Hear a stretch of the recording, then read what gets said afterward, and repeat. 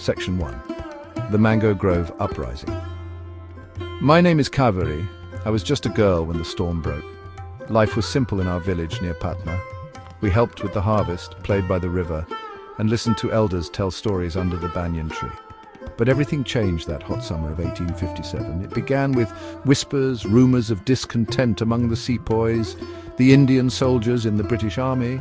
Then the news struck us like lightning. Mutiny had broken out in Meerut. The air crackled with tension. Our village was close to Danapur, a major British military base. My father, a learned man who taught at the local Pathshala, became anxious.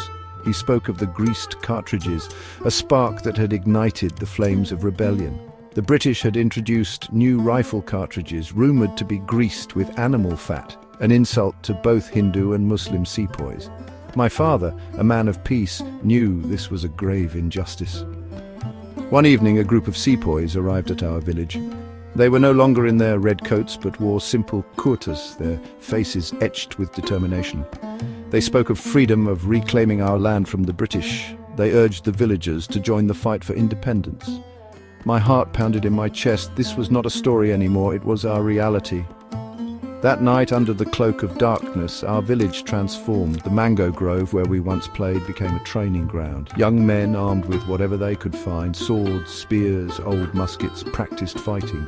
The women cooked meals and sewed bandages, their faces a mix of fear and resolve. We were no longer ordinary villagers, we were rebels fighting for our freedom.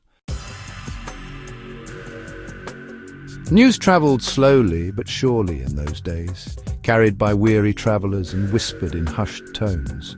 We heard stories of uprisings in other parts of the country: Delhi, Kanpur, Lucknow, Jhansi. Each story brought a mix of hope and trepidation. We were not alone in this fight. One evening, a group of merchants sought refuge in our village. They had travelled from Kanpur, carrying with them tales of both horror and heroism. They spoke of a brave general, Nana Saheb, who had taken command of the rebellion in Kanpur. The merchants described how Nana Saheb, the adopted son of the last Peshwa, had opened his palace doors to those fleeing British wrath. They also spoke of my childhood friend Ram, who now worked as a scribe for Nana Saheb. Ram, they said, had shown immense courage, smuggling messages between rebel groups despite the constant threat of capture. My heart swelled with pride for my friend, but also with worry. We were now truly in the throes of a revolution, and danger lurked around every corner. From Lucknow we received news of the Begum Hazrat Mahal, the wife of the deposed Nawab. The merchants described her as a woman of extraordinary strength and intelligence. The Begum, they said, had taken charge of the city, ruling with wisdom and compassion, even as the British besieged her palace. These stories, passed from village to village, from city to city, became our lifeline. They reminded us that we were part of something much larger than ourselves, a struggle for freedom that resonated across the land. And they instilled in us a sense of hope, a belief that even in the darkest of times, bravery and resilience could prevail. I had other friends too, caught in the firestorm of the uprising. My dearest friend Lakshmi was the same age as me. Her family served in the royal court of Jhansi.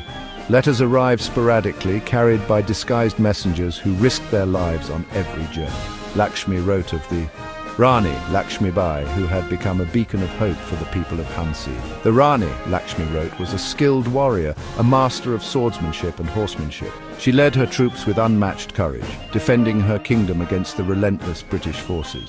Lakshmi described the Rani's adopted son, Damodar Rao, strapped to her back as she rode into battle, a symbol of her unwavering determination. Then there was Arun, a childhood playmate who had travelled to Lucknow seeking his fortune. He found work as a stable hand in the palace of the Nawab. When the uprising began, Arun found himself swept up in the tide of rebellion.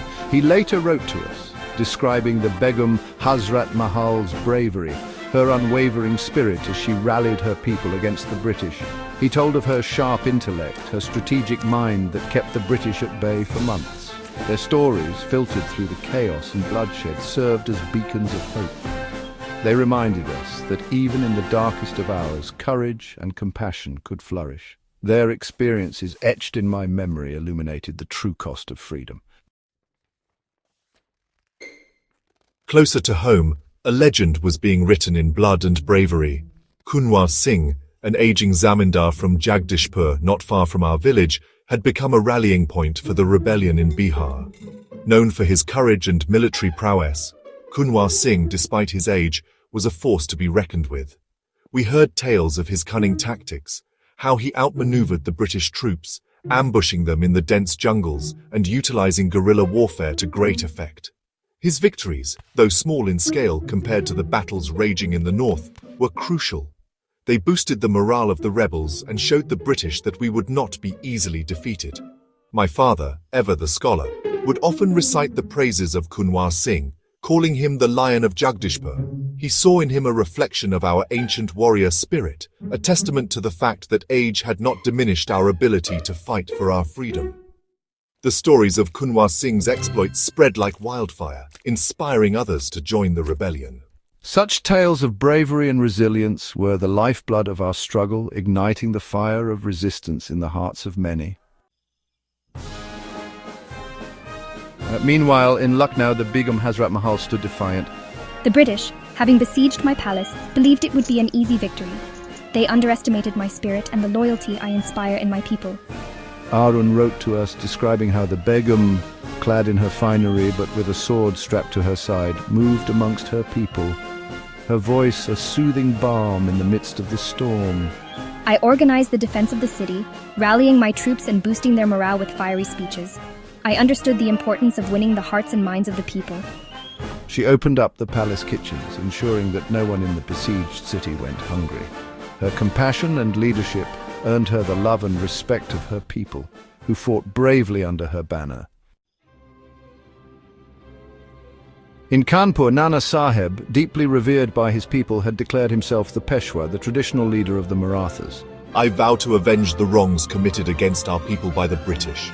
Ram, in his letters, described the Nana as a man of great intellect and charisma. He spoke of the Nana's anguish over the treatment of his people, his anger at the systematic dismantling of Indian traditions and customs by the British. I am determined to restore the lost glory of our people, to reclaim what has been unjustly taken from us. He led his forces with courage and determination, inflicting heavy losses on the British. His name became synonymous with resistance, a symbol of hope for those fighting for their freedom. The stories of Rani Lakshmibai's valor were the stuff of legends. Lakshmi's letters painted a vivid picture of the Rani's bravery. I lead my troops into battle, astride my horse, Badal, with my son strapped to my back, my sword flashing in the sunlight. The British soldiers, used to fighting conventional battles, were taken aback by the Rani's ferocity and her mastery of guerrilla warfare. She became known as the Tigress of Jhansi, her name striking fear into the hearts of her enemies. But I am more than just a warrior queen. I have compassion, love for my people, and an unwavering commitment to their well-being. She opened up the palace granaries, ensuring that no one in Jhansi went hungry. She tended to the wounded, regardless of their caste or creed, her gentle touch soothing their pain. The rebellion raged on for months. Victories were few and far between. Betrayals were common. Our village, despite our best efforts, was not spared. The British troops arrived in force, their retribution swift and brutal. Our homes were burned, our fields laid to waste. Many innocent lives were lost, including, I will not speak of that day. The memory is still too painful. What matters is that we fought. We fought for our land, our people, our way of life. We fought for the right to be free. We may have lost the battle, but the spirit of 1857 lived on. The stories of Kunwar Singh, the Rani of Jhansi, Nana Sahib, and the Begum Hazrat Mahal were passed down through generations. They became symbols of resistance, reminders that even in the face of insurmountable odds, the human spirit could not be broken. The events of 1857 changed me. I carried the scars of that year, both visible and invisible, for the rest of my life. But I also carried with me the spirit of those brave men and women who fought for our freedom. Years later, I would tell my children and grandchildren the stories of 1857. I would tell them about the courage of Kunwar Singh, the leadership of the Begum Hazrat Mahal, the strategic brilliance of Nana Sahib, and the unwavering spirit of Rani Lakshmibai. Their stories, I believe, are important not just as historical events, but as testaments to the human spirit's ability to resist oppression. They serve as reminders that freedom is not free, that it comes at a cost, and that it is our duty to cherish and protect it. The echoes of 1857 resonate even today, reminding us of the importance of unity, courage, and the unwavering pursuit of justice. The stories of that year, passed down through generations, continue to inspire us to fight for a better tomorrow, a tomorrow free from oppression, where all are treated with dignity and respect.